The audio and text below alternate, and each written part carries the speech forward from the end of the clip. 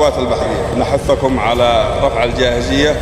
قوة البحرية نعتز فيهم ونفخر، من ذاق وعبيديران كاس المرارة. قايد البحر ابو يعقوب جهز وحضر، الويا بحريته جنب رهن الاشارة. سيف قاطع ذراعي ران في البحر الاحمر، احكم له مضيق البحر مصدر قراره. اسس القوة الكبرى على البحر سيطر، واغلق البحر ضد الفرس واحكم حصاره.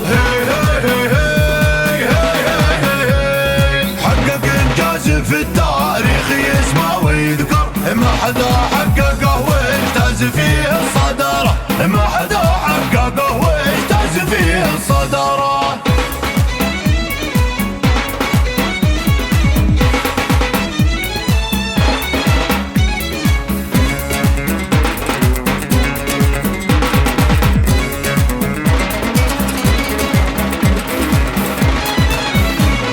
هو الابطال شفنا انجازهم قد تسطر، ضبط شحنات للحوثي بداخل بحاره. جات متهربه من منبع الشر الاكبر، ارض ظهران هي اصل الدنا والحقاره. اولا تم ضبط الطائرات المسير، والصواريخ ذي كانت لشعبي دماره. والصواعق مع الاسلاك كانت تعبر، والمواد الذي فيها شديد انفجاره. جابها الرافضي لاجل المساجد يفجر، والذي جابها للشعب ينسف دياره، والذي جابها للشعب ينسف دياره.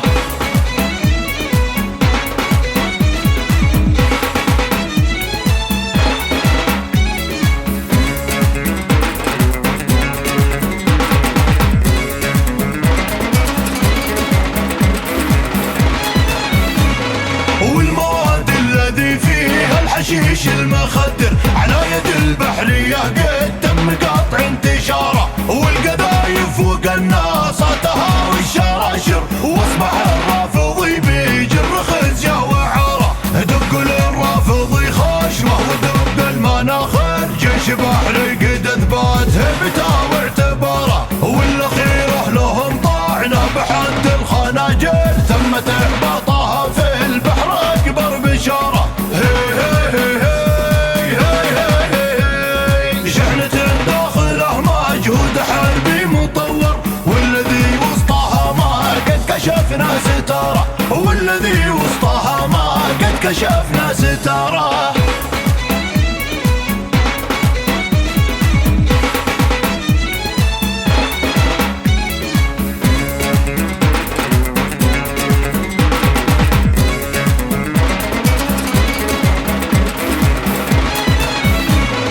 تحتوي من جميع الأسلحة والذخائر، والصواريخ ذي تضرب بمصدر حرارة. قوة البحرية ما خنق لهم بالحناجر، جرعت رافضيران طعم الخسارة. من دخل بحرنا يلقى الرجال الكواسر، والذيابات تتلاقف لهم والنمارة.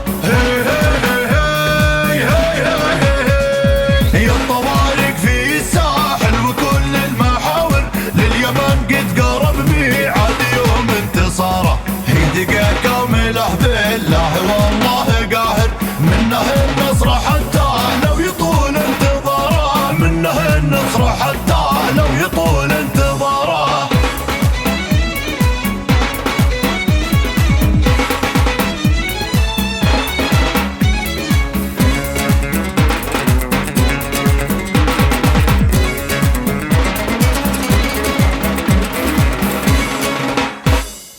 شكرا لرجال الأبطال، وتحياتي إلى جميع منتسبي خبر السواحل اليمنية والقوات البحرية.